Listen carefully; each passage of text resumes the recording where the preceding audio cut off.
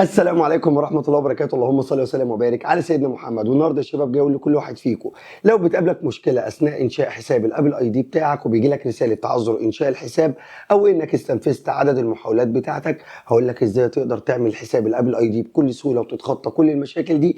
ولكن قبل ما أبدأ معاك كالعادة ما تنساش تعمل لايك للفيديو عشان كله يشوفه ويستفاد، ولو أنت مش مشترك في القناة يشرفني وجودك. يلا بينا. طيب يا شباب دلوقتي بقى نركز مع بعض عشان نعمل حساب الابل اي دي بيك او الاي كلاود اللي انت هتحتاج تشتغل بيه عشان تقدر تنزل الابلكيشن. لازم يكون معاك حساب جيميل. ركز بقى معايا، سواء انت بقى معاك حساب جيميل او لسه عايز تعمل حساب، هنمشي مع بعض في الخطوات دلوقتي واحده واحده. اول حاجه مطلوبه منك هتبدا تدخل في السيتنج بالوضع ده زي ما انت شايف كده. ركز بقى معايا، لو خدت بالك فوق مفيش اصلا حساب اي كلاود او اي حاجه على الموبايل. هنبدا نطلع كده مع بعض لحد ما يجي لنا كلمه البريد بالمنظر اللي انت شايفه ده. هنضغط عليها اوكي، هيبدا يجي لك هنا كده كلمه الحسابات. هندخل على الحسابات بالمنظر ده، هيبدا يجي لك هنا كده كلمه اضافه حساب. هضغط عليها، هنا هيجي لك اكتر من اختيار.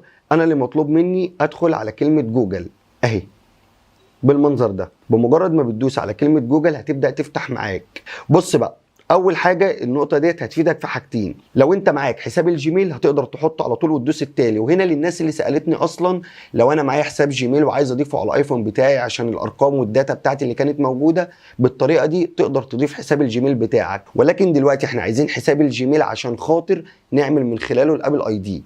طيب زي ما قلت لك دلوقتي، انت لو معاك حساب اصلا اوريدي جيميل هتضيفه على طول. ولكن بقى لو انت مش معاك، عندك تحت هنا كده كلمه انشاء حساب. هنعمل مع بعض جيميل عشان برضو تبقى عارف الخطوات. هندوس على كلمة إنشاء حساب بالمنظر ده. هيجي لك هنا كده الاسم الأول، وليكن أنا هكتب له مثلا فوق محمد، واسم العائلة هنكتب له مثلا المكتري 3 8.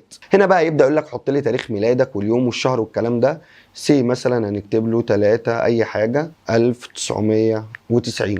الجنس طبعا ولد أو بنت هتحدد وتدوس له التالي. هنا بيقول لك دي الايميلات اللي ظهرت قدامك تقدر تستخدمها. اختار الايميل المناسب بالنسبه لك. انا هختار ده مثلا وهدوس له التالي. هنا بيقول لك حط كلمه مرور للجيميل اللي انت بتعمله. عملت له باسورد زي ما انت شايف كده سريع وهدوس له التالي. هنا بيقول لي بقى لو عايز تحط ايميل للاسترداد، انا هتخطى الجزئيه دي، انت مش محتاجها اصلا. رقم موبايل، الافضل انك تحط رقم موبايل، يعني الافضل ان انت تكون حاطط رقم موبايلك لاسترداد حساب الجيميل بتاعك. ولكن انا عشان بوريك الطريقه فمش محتاجها. ولكن انت تقدر تحط الموبايل بتاعك عادي عشان لو الايميل ضاع منك او نسيت الرقم السري تقدر تسترجعه.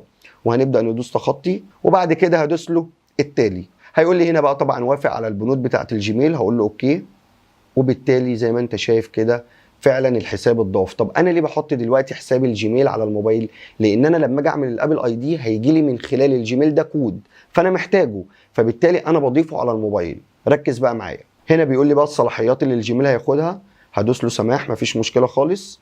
وبالتالي فعلا اتضاف الجيميل على الموبايل بالمنظر ده زي ما انت شايف. هدوس له حفظ. ولكن انت لو معاك اصلا حساب جيميل من اول خطوه زي ما قلت لك تقدر تضيفه على طول، مش محتاج تعمل كل خطوات انشاء الحساب. طيب دلوقتي بقى احنا خرجنا بره، هنبدا بقى نعمل حساب الابل اي دي الخاص بينا.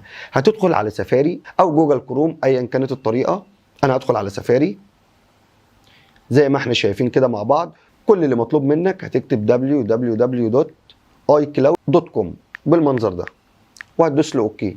هيبدا يجي لك الصفحه دي زي ما انت شايف. طبعا ده موقع قبل الرسمي ما فيهوش اي مشكله. هتدوس تسجيل الدخول. هنا هيجي لك بقى بيقول لك دخل الاي كلاود بتاعك. لا احنا عايزين نعمل ايه بقى؟ انشاء حساب، اللي هو الاختيار اللي تحت قدامك ده، انشاء ابل اي دي. هندوس له اوكي. هنا بقى بيبدا يقول لك دخل البيانات بتاعت الابل اي دي اللي انت عايز تعملها.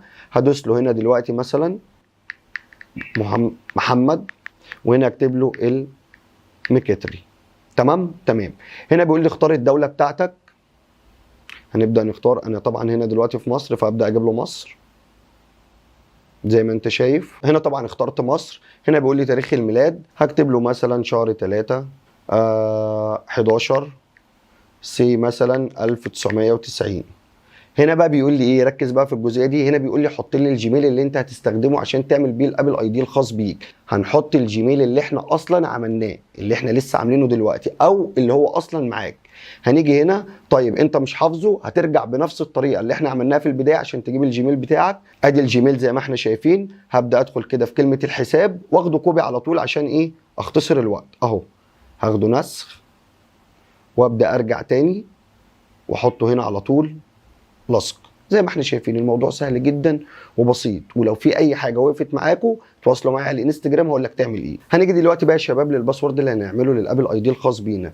هنا بيقول لك لازم تحط حروف كابيتال وحروف سمول وبعض الارقام برضو عشان يبقى الموضوع بالنسبه لك سيفتي اكتر. تمام، عملنا كده الباسورد بتاعنا، حطينا حروف كابيتال وحروف سمول وبعض الارقام عشان يبقى الموضوع سيفتي بالنسبه لك. هنبدا بقى هنا لازم نحط رقم موبايل لحساب الابل اي دي الخاص بيك. هتبدا تختار الدوله بتاعتك برضو عادي زي ما عملنا اول مره. انا هنا هختار له مصر وهبدا احط رقم الموبايل الخاص بيا. طبعا انا هنا كده خلاص حطيت الرقم مفيش اي مشكله خالص. هنا بقى في بعض الحروف لازم نحطها في المربع ده زي ما احنا شايفين في سي بي ان في، وهنبدا نستنى ونشوف كده الموضوع هيمشي ازاي. وبالفعل الحمد لله كده خلاص تمام، عدينا المرحله اللي هي فيها مشكله تعذر انشاء الحساب. والمفروض ان هنا يجي لي كود دلوقتي عشان ابدا احطه هنا. هستنى الكود. لو ما جالكش الكود بالمنظر ده وطول عليك تقدر تطلع بره خالص وتخش في البريد زي ما انت شايف بالمنظر ده. وزي ما احنا شايفين كده فعلا الرساله جات لي اهو. هنا بيقول لي بقى البريد اللي جالك، ادي الرقم اهو زي ما احنا شايفينه مع بعض. وده الرقم اللي جالي من خلال الموبايل، بيجي على البريد يا شباب مش على الرسايل، يعني تدخل تجيبه من جوه البريد. وهدوس له التالي وكده بنستنى نشوف كده ايه اللي المفروض يحصل. المفروض كده ان احنا خلصنا كل حاجه، ودلوقتي زي ما انت شايف كل حاجه تمام. بيقول لي وافق برضو على الشروط، هقول له اوكي. وبكده نكون احنا تقريبا خلصنا الابل اي دي، ومستحيل تقابلك مشكله تعذر انشاء الحساب. وهبدا دلوقتي اوريك ازاي هنقدر ننزل برامج ونتعامل على الموبايل بشكل طبيعي جدا. هنبدا بقى ندخل هنا دلوقتي كده في الاب ستور زي ما احنا شايفين مع بعض، ونحاول ننزل اي برنامج ونشوف مع بعض كده ايه اللي هيحصل. وليكن مثلا هننزل برنامج نكتب له مثلا صور اي حاجه. هننزل مثلا برنامج جوجل اللي شايفينه ده الخاص بالصور، هندوس له تنزيل.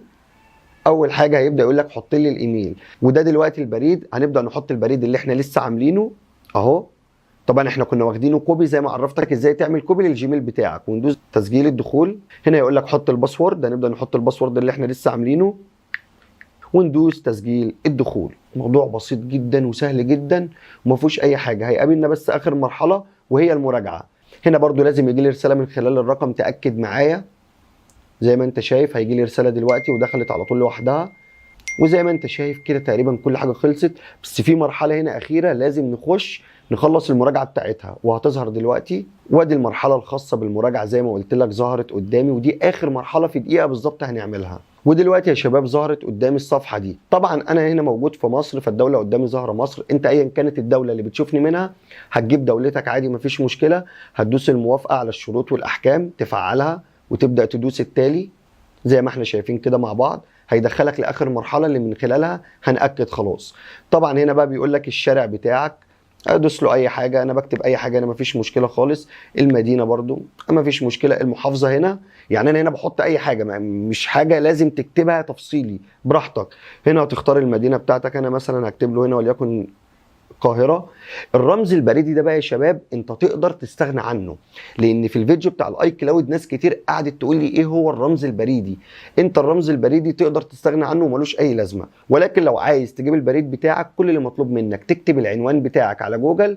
اكتب الرمز البريدي للعنوان. مثلا انا مثلا قاعد في شارع اسمه شارع محمد المكتري في القاهره، اكتب الرمز البريدي محمد المكتري في القاهره. هيجي لك الرمز البريدي بتاعك 5 ارقام او 6، حطهم هنا.